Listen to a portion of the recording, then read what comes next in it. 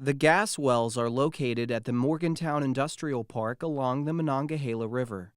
The location is a few thousand feet from a public water intake. Regulations don't mandate the public be notified when gas wells are permitted, so the project was approved before city residents knew about it, and many of them are concerned.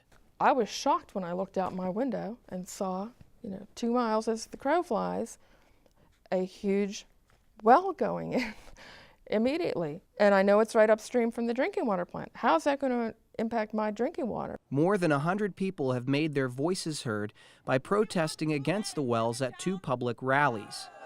We want to allow ourselves 2 gallons to bathe in because we have to run it through a filter? No! Sandra Fallon says more protests may be planned in the future. It's not just local residents who have been worried.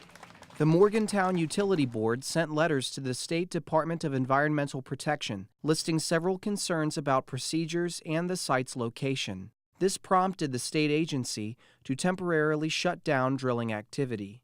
The board also talked with the company involved, Northeast Natural Energy. The two worked out an agreement in which the company would provide additional safeguards on site and keep track of where and how water is disposed. Its permits were then modified. Nothing is completely without risk. And so to say that we have a guarantee that there cannot be an inadvertent leak or spill, no, that's not possible under any circumstances. Everything we do involves risk.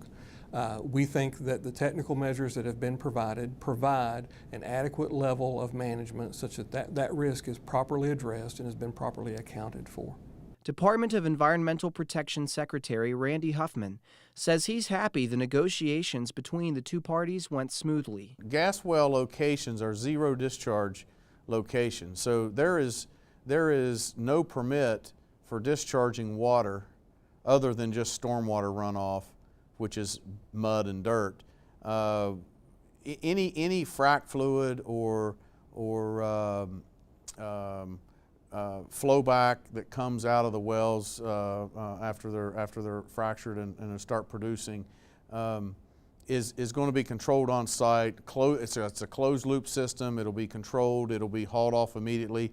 And so any of that fluid that would make its way to the river would be by accident or incident or some other unfortunate situation. So it would be, these systems are designed to minimize the risk of that happening. The operator of the well site, Northeast Natural Energy, is based in Charleston.